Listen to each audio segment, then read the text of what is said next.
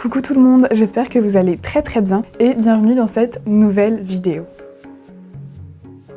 Aujourd'hui, on se retrouve pour une vidéo que j'ai déjà faite l'année dernière, que j'avais beaucoup aimée et j'aimerais en faire une tradition. On se retrouve donc pour les 26 livres que j'aimerais lire en 2026. J'avais fait cette vidéo l'année dernière et j'avais trouvé ça super sympa parce que ça te fixe un objectif et puis les moments où tu sais pas quoi trop lire, tu te dis que tu vas piocher dans cette liste. Avant de parler des 26 livres que j'aimerais lire en 2026, on va juste rapidement parler de la liste de l'année dernière, de si j'ai réussi à la compléter. Spoiler, non, mais je l'ai bien avancé. Sur les 25 livres que j'avais voulu lire en 2025, j'en ai lu 17, ce qui est déjà pas mal. Je vais juste dire les livres et si oui ou non je les ai lus. On avait Kafka on the Shore de Murakami que je n'ai pas lu et qui est encore ici, derrière moi. All the Light We Cannot See, que je n'ai pas lu non plus, et j'avais dit que si je le lisais pas, je m'en débarrasserais peut-être. Et je pense honnêtement que je vais pas lire ce livre, donc je vais peut-être le mettre sur Vinted ou quelque chose. I Who Have Never Known Man, que j'ai lu et que j'ai adoré, un de mes meilleurs livres de l'année. Saving Six de Chloe Walsh, que je n'ai pas lu, je ne sais pas pourquoi. The Favourites de Lane Fargo, que j'ai également lu et que j'ai adoré, pareil, un de mes top livres de l'année. Rebel Witch, que j'ai lu et que je n'ai pas aimé. The Passengers, que j'ai lu et que j'ai bien aimé. Say You Swear, que je n'ai pas lu et qui est également derrière moi. Les Nuits Blanches de Dostoïevski, que j'ai lu et que j'ai beaucoup aimé. The Will of the Many, que je n'ai pas lu, mais que je veux absolument lire. Atmosphere de Taylor Jenkins Reid, que j'ai lu et que j'ai beaucoup aimé. Firefly Lane de Christine Hanna, que j'ai adoré. Fearless de Lauren Roberts, que j'ai lu et que je n'ai pas aimé. Ensuite, on a The Night and the Moth de Rachel Gillig, que j'ai lu et que je n'ai pas aimé non plus. Bear Town de Frederick Backman, que j'ai lu, que j'ai adoré. J'ai d'ailleurs lu toute la série en 2025 et c'était ma meilleure décision. Summer Romance de Annabelle Monaghan, que j'ai lu et que je n'ai pas aimé, malheureusement. Anxious People de Frederick Backman, que j'ai adoré. The Handmaid's Tale de Margaret Atwood, que j'ai lu et que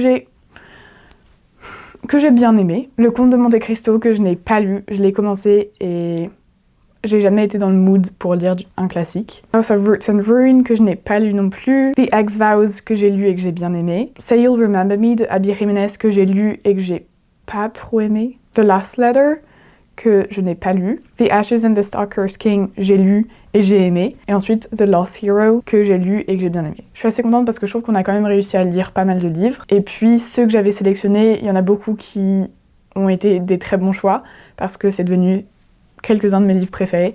Donc j'ai été très convaincue par cette liste et c'est pour ça que j'avais envie de faire la même en 2026. Et donc sans plus attendre, on va passer aux 26 livres pour 2026. Pour certains, j'aurais pas forcément de résumé parce que c'est des livres qui m'ont donné envie de ce que j'ai entendu. Si je connais des informations, je vous les donnerai, mais sinon je vais peut-être passer assez rapidement. J'ai fait ma petite liste en physique. Elle est pas très belle, elle est juste là. Je vais pas vous la montrer parce qu'elle est pas très belle, mais elle est utile. Le premier livre que j'aimerais lire en 2026, c'est Alchemized de Sen Lin Yu et il se trouve que je l'ai déjà commencé. J'ai lu une centaine de pages. Il me semble que à la base, c'était un livre qui était une fanfiction de Hermione et Draco de Harry Potter qui s'appelait Malachold et qui se passait dans un monde où Voldemort avait gagné. Et du coup, l'auteur a été traditionnellement publié, mais évidemment, pour raison de droit d'auteur, ils ont dû transformer l'histoire pour qu'il n'y ait plus aucune référence à Harry Potter, mais quand tu le lis, tu essayes un peu de trouver les liens. Donc c'est un livre de guerre au-delà d'une romance, avec des descriptions qui sont parfois très brutales, et je dirais quand même âme sensible s'abstenir, parce qu'il y a certaines descriptions qui déjà sont un petit peu dures à lire, et je crois que ça ne fait que s'empirer à travers le livre. Pour l'instant, je suis très convaincue. Alors, il est assez impressionnant, et du coup, ça fait que c'est un petit peu dur de rentrer dedans, parce que t'as l'impression au début de pas vraiment progresser, mais finalement j'ai lu 100 pages hyper rapidement, juste en petits moments. Et du coup, le personnage principal s'appelle Elena, et elle est capturée par donc l'équivalent de l'armée de Voldemort, sauf qu'elle a perdu tous ses souvenirs. On apprend qu'il y a eu une transformation dans son cerveau pour qu'elle oublie tous ses souvenirs de la guerre, et du coup, dans le livre, elle-même essaye de retrouver ses souvenirs pendant que l'armée qui la tient en otage essaye également de retrouver ses souvenirs pour savoir ce que les rebelles et la résistance ont essayé de cacher. On est tout autant perdu qu'elle. Je dirais que le début est un peu confus parce qu'on essaye de comprendre déjà ce nouveau monde avec plein de créatures et on essaye aussi de savoir un petit peu qui est notre personnage. Mais là, c'est vraiment en train de bien progresser. Donc voilà, Alchemized, c'est notre premier livre. Alors il n'y a aucun ordre logique à ma liste, je vais juste les lire comme ils sont dans mon carnet. Notre deuxième livre, c'est The Will of the Many, donc qui était sur ma liste de 2025. C'est un livre fantastique qui est entre la fantasy et la science-fiction. C'est dans un empire qui est inspiré par l'Empire romain et dans lequel on suit un orphelin qui s'infiltre dans une académie pour essayer d'avoir des informations pour la famille qui l'a recueilli. Et il me semble qu'il fait un petit peu un rôle d'agent double parce qu'il essaye lui-même d'avoir des informations, de tromper les gens, etc. Le système de magie, du coup, est basé sur the will, donc la volonté. Et la volonté est basée sur une force physique et mentale. Et les gens les plus riches prennent la volonté aux plus pauvres. Et du coup, on a cette hiérarchie que, il me semble, notre personnage principal essaye de casser. Et c'est à peu près tout ce que je sais sur ce livre. Je sais également qu'apparemment la fin est une des fins les plus incroyables de tous les livres qui sont parus dans les dernières années. Et également, le tome 2 est déjà sorti. Du coup, ça me donne encore plus envie de lire. En troisième, on a House of Sky and Breath de Sarah J. Maas, parce qu'en décembre, j'ai lu House of Earth and Blood, qui est sa troisième série, sa série peut-être la moins populaire. Et je dirais que l'atmosphère est très différente de ses séries habituelles, donc notamment parce qu'on est dans un milieu urbain, mais aussi parce que on a plus un élément de mystère qui est ajouté à l'élément fantastique, parce que notre personnage principal enquête sur un meurtre qui s'est passé. Et juste, j'ai tellement aimé le premier livre que j'ai trop hâte de lire la suite. Je sais pas combien il va y avoir de livres dans la série en tout, je sais que pour l'instant il y en a 3 qui sont sortis, et qu'elle est en train d'écrire le 4e, mais je pense que c'est une série qui est très prometteuse, et voilà.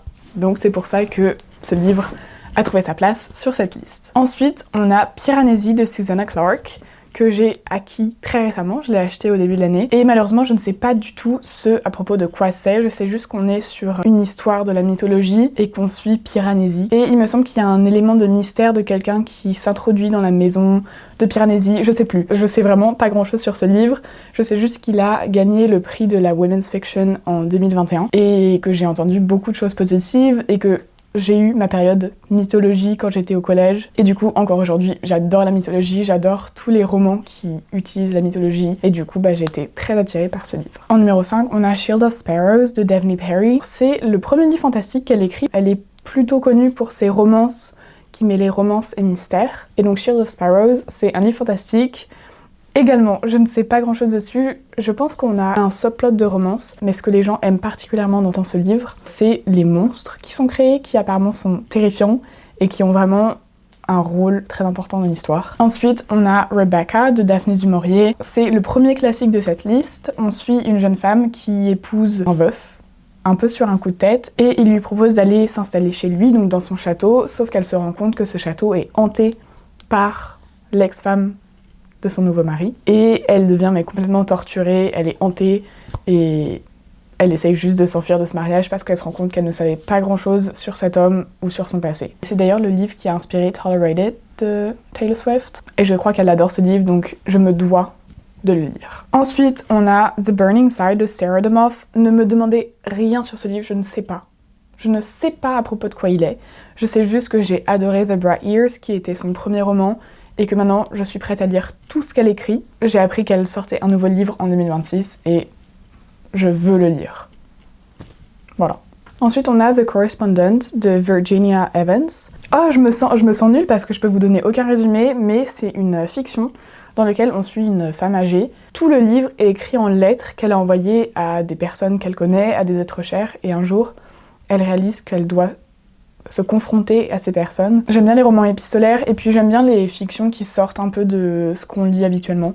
Donc, on verra ce que ça donne, mais j'ai beaucoup d'espoir. Ensuite, on a Saving Six de Chloe Walsh, que j'avais sur ma liste l'année dernière, et que je remets parce que c'est vraiment mon objectif de le lire, et de lire le reste de cette série. Donc ça fait partie de la série Boys of Tommen, qui commence par Binding 13 et Keeping 13. Et du coup, Saving Six, c'est le 3e livre de cette série, et on revit à peu près les mêmes événements, mais on suit ces événements du point de vue du grand frère de Shannon. Ensuite, j'ai mis 11/22/63 de Stephen King, que j'avais commencé il y a quelques temps, et je l'ai reposé parce que c'est une brique et que, je sais pas, j'étais pas trop dans le mood. C'est une de ces fictions. On n'est pas sur un thriller, on n'est pas sur de l'horreur, où un homme est choisi pour voyager dans le temps pour arrêter l'assassinat de JFK. Et il accepte, il retourne dans le temps pour stopper cet événement, mais il rencontre aussi quelqu'un, et du coup son voyage dans le temps est menacé par le fait qu'il est en train de se créer une vie dans le passé alors qu'il existe dans le présent et qu'il n'a pas trop le droit de jouer avec l'histoire, mis à part arrêter l'assassinat. Et j'ai entendu tellement d'avis tellement positifs que j'ai envie de lui redonner une chance et je pense qu'il y a bien une raison pour laquelle tout le monde adore ce livre. Ensuite j'ai mis Isola qui est une fiction générale. Je suis désolée, là je ne peux vraiment rien vous dire à part que j'ai vu beaucoup d'avis positifs mais vraiment je n'ai aucune idée de l'histoire de ce roman. Donc voilà, Isola. Prochain livre c'est James de Percival Everett que j'ai en ma possession et qui a gagné le prix Pulitzer en fiction. Ça se passe en 1861 au bord de la rivière Mississippi. On suit Jim qui est un esclave et un jour il apprend qu'il va être vendu à un autre propriétaire en Nouvelle-Orléans et qu'il s'apprête à être séparé de sa femme et de sa fille pour toujours et du coup il décide de s'enfuir. Il rencontre Huck Finn qui a mis en scène sa propre mort pour pouvoir s'échapper du foyer de son père violent et il me semble qu'il commence un voyage ensemble, espérant trouver la liberté quelque part. Il me semble que c'est un des livres qui a eu le plus de succès l'année dernière. Je suis hyper curieuse. J'en ai entendu parler dans une vidéo de Jack Edwards qui vraiment me faisait des louanges de ce livre et du coup j'ai vraiment très envie de le lire. Il est relativement court et il a l'air extrêmement bien écrit puisque j'ai lu la première page et ça a l'air très agréable à lire. Donc voilà, prochain livre. Maintenant, on a un livre qui n'est pas de la fiction, et c'est 12 couturiers qui ont changé l'histoire de Bertrand Meyer-Stablet, que j'ai reçu pour Noël. Si vous ne le savez pas, je fais des études de marketing de luxe, et du coup évidemment la mode est une composante assez importante de mon diplôme, et juste j'aime beaucoup avoir des connaissances sur ce qu'on étudie, parce que je trouve que ça fait comprendre beaucoup plus facilement. Et puis aussi, j'adore me sentir intelligente quand un prof explique quelque chose et que je le sais déjà. C'est vraiment un complexe de supériorité dont j'ai besoin dans ma vie. Et j'ai trop hâte de le lire, il a l'air super intéressant et surtout il a l'air d'être écrit d'une façon relativement simple. Donc voilà, trop hâte. Notre prochain livre c'est Bury Our Bones in the Midnight Soil de V. Schwab. J'adore V. Schwab. Depuis que j'ai lu The Invisible Life of Addie LaRue, je la considère comme une de mes auteurs préférées. J'ai aussi lu Vicious par elle. On est sur un livre fantastique parce qu'il me semble qu'on suit deux femmes vampires. Je sais presque rien à part que il y a une romance entre elles deux et qu'apparemment la romance est incroyable. Et voilà, c'est tout, mais ça a l'air trop bien. Le prochain livre c'est The Raven Scholar, qui est également un livre fantastique dans un setting académique. Il me semble qu'on a une compétition entre 4 maisons et chaque maison est représentée par un animal. Du coup, on suit la personne qui combat pour la maison du corbeau. Et si une personne perd, elle se fait tuer et du coup on a des très high stakes. Encore une fois, je m'excuse quand je connais rien sur le livre, ça doit être très frustrant et il faut y aller à l'aveugle parfois. Notre prochain livre, c'est Burn of the Everflame, qui est le 4e et dernier livre de la série Sparks of the Everflame. J'ai lu toute cette série en août l'année dernière, mais je l'ai dévorée. Ensuite, Diem, dont la mère a disparu il y a quelques mois, qui était une guérisseuse à la cour royale, parce qu'on est dans un monde où le royaume est divisé entre les mortels et les descendants des dieux, et les descendants des dieux ont pris contrôle du royaume, et il y a une énorme séparation, ils se pensent supérieurs à tout le monde, et vraiment, il y a un énorme conflit entre humains et demi-dieux. Et un jour, Diem a l'occasion de devenir guérisseuse à la cour, et elle pense qu'en faisant ça, elle pourra enquêter sur la disparition de sa mère en se rapprochant de la famille royale et en pouvant enquêter dans le château. Et de là commence une série énorme, parce que les 2e et 3e livres sont fat, et la fin du 3e était assez incroyable, et du coup, j'ai juste trop hâte d'avoir la fin de cette série. Par contre, j'espère que quelqu'un va sortir un petit résumé en dessin animé parce que j'ai presque tout oublié. Voilà. Ah, ensuite, on a notre première romance et c'est In Her Own League de Lee Stumford. Est-ce que j'ai encore besoin de parler de la série Windy City qui est tout en haut? Elle est tout en haut de mon étagère. Ma série de romances préférée, c'est des romances de sport, donc on suit une romance de basket, des romances de baseball. C'est vraiment la série la plus mignonne. Les romances sont tellement bien écrites. Les personnages sont incroyables et juste un aspect found family parce que du coup, c'est des romances qui sont toutes interconnectées et tu retrouves les personnages de la romance précédente dans toutes les romances. Incroyable. Et du coup, In Her Own League, c'est connecté à cet univers parce qu'on suit le coach de l'équipe de baseball qui est le père d'un personnage dans la série. Et depuis les livres de la série principale, on voit qu'il y a une sorte de romance qui est en train de se créer entre lui et la propriétaire de l'équipe de baseball, qui commence avec beaucoup de tension et juste, mais j'ai trop hâte de lire leur romance et Voilà. Alors, le prochain livre, c'est Jimmy. C'est une fiction qui se passe pendant la guerre civile américaine. Et on suit une jeune fille pendant cette guerre. C'est tout, mais pareil, ça avait l'air trop bien. Ça a été nominé pour la meilleure fiction historique de Goodreads. Ça n'a pas gagné, mais il y a eu beaucoup de votes. Et le résumé avait l'air très intéressant. Notre prochain livre, c'est Bride de Ali Hazelwood. Sa première romance paranormale. Donc on n'est pas vraiment dans le fantastique, on est entre le fiction et le fantastique. Et il me semble que c'est une romance de loup-garou et un marriage of convenience entre deux clans. Tout ce qu'il faut savoir, et il me semble que ça va être une série parce que le deuxième tome est déjà sorti et il me semble qu'il va y en avoir un autre. Et en vrai, tout le monde a beaucoup aimé. Et comme récemment, j'ai pas trop accroché au livre de cet auteur, j'ai envie de donner une chance à un autre de ces genres parce que ce que j'aimais moins, c'est que je trouvais que ces livres étaient très très répétitifs. C'est qu'on avait toujours le même background de science. Et du coup, je m'ennuyais parce que j'avais l'impression que c'était juste la même histoire mais avec des personnages différents. Je pense que le fait de lire une romance qui sort complètement de sa zone de confort peut être très très bien. Ensuite, on a The Merge, que j'ai également découvert parce qu'il a été nominé pour les Goodreads Awards. C'est une science-fiction / fiction dans lequel une jeune fille a la possibilité de participer à une expérience pour trouver une solution à Alzheimer. Et c'est avec des manipulations dans son cerveau. Je ne sais pas, vraiment je m'égare dans ce résumé. C'est tout ce que j'en sais et il a l'air trop bien, la couverture est super belle, donc j'ai été convaincue. Voilà, c'est aussi simple que ça. Alors le prochain livre, c'est The Thorn Queen, qui est le deuxième livre dans la série The Rose Bargain. Il n'est pas encore sorti, mais j'ai lu The Rose Bargain l'année dernière. Mais The Rose Bargain, c'était un livre fantastique young adult qui était vraiment un mix de Bridgerton et de The Selection, où on suivait une jeune fille qui avait la possibilité d'entrer dans une compétition pour épouser le prince, sauf que derrière cet aspect assez romantique, on avait des éléments fantastiques qui étaient un petit peu particuliers dans le sens où la reine du royaume, donc la mère du prince, force les jeunes filles qui entrent dans la société à faire un échange, donc elles ont le droit de demander n'importe quoi qui pourrait les améliorer en tant que personne, mais en échange, elles doivent abandonner quelque chose, mais de très random, par exemple, abandonner leurs ongles de pied, ou se faire couper un doigt, ou ne plus pouvoir tourner à gauche, enfin bref. On avait plein d'éléments très très bizarres, et on sait pas trop pourquoi, et je pense qu'on va avoir beaucoup de réponses dans le deuxième livre, et juste j'avais trop aimé. Genre l'atmosphère était vraiment trop bien faite. J'avais l'impression de regarder un film quand je lisais ça. Je trouve que le livre n'a pas eu autant de succès qu'il ne mérite. Moi j'ai trouvé ça vraiment trop bien.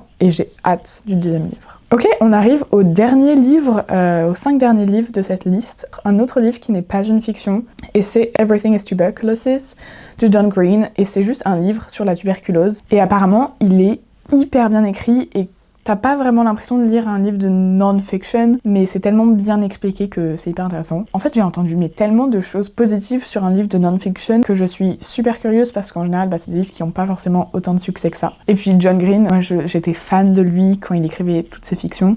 Et du coup, je suis assez curieuse de voir comment il écrit sur des sujets plus scientifiques. Il me semble qu'il a aussi écrit un livre sur l'anthropocène que j'aimerais bien lire, mais je pense que Everything is Tuberculosis est peut-être plus accessible. C'est hyper random comme choix, mais voilà. Ensuite, sur cette liste, on a Homefront de Christine Hanna. C'est le dernier livre que j'ai d'elle en physique et que je n'ai pas encore lu. Et la seule raison pour laquelle je l'ai acheté, c'est que je l'ai trouvé, mais par le plus grand des hasards, à Montréal, et il est signé.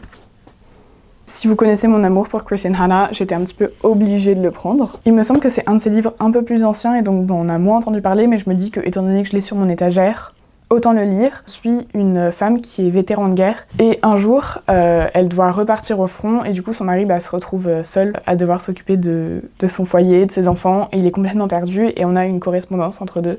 Et chacun a son combat personnel, un qui est plus violent que l'autre et juste on essaye de voir comment leur mariage survit à cette épreuve. Puis on a Quicksilver de Callie Hart qui est un livre fantastique, je pense un peu romantasy et je sais pas trop quoi que ce soit dessus, mais apparemment c'est très bien. Et nos 2 derniers livres, on a The Bell Jar de Sylvia Plath, qui est un classique qui suit une jeune femme dans les années 50 qui est en train de vivre une dépression. C'est juste son récit, même si ça a l'air vraiment hyper hard et dur à lire. Je pense que c'est un classique et qu'il est quand même relativement fin, donc que c'est quelque chose qu'il faut lire dans sa vie. Et notre dernier livre, c'est Tom Lake de Anne Patchett, dans lequel on suit une femme qui raconte à ses filles son histoire parce qu'un jour ses filles se rendent compte qu'elle était en couple avec une des plus grandes stars hollywoodiennes. Et du coup, c'est juste le personnage principal qui raconte son histoire à ses filles. Et ce qui m'a beaucoup convaincue, c'est que tout le monde vend les mérites du livre audio, qui est lu par Meryl Streep. La Reine. S'il est disponible sur Audible, je vais peut-être l'écouter. Et voilà, apparemment c'est trop bien, c'est très bien écrit, et puis la couverture est trop belle, du coup ça me fait une excuse pour acheter un nouveau livre. Et voilà, du coup on est arrivé aux 26 livres de 2026. Alors encore une fois, je suis désolée, il y en a certains où j'avais vraiment rien à vous dire, mais je sais pas si vous êtes comme moi, mais je trouve que c'est assez sympa, surtout quand on n'est pas sur des livres fantastiques, d'aller dans le livre sans trop en savoir, sans avoir lu le résumé, parce que comme ça, t'es vraiment complètement surprise par ce qui se passe, parce que parfois, les résumés spoilent. Voilà, j'espère que ça vous a plu. Dites-moi si vous avez des livres qui sont sur votre radar pour 2026, ou si vous avez aussi une liste des 26 livres à lire en 2026. Mon objectif, c'est vraiment de la compléter, de faire mieux que l'année dernière. Et voilà, merci si vous êtes arrivé à la fin de cette vidéo. Je vous fais plein de bisous, je vous souhaite une bonne année 2026, et puis on se retrouve très vite. Ciao!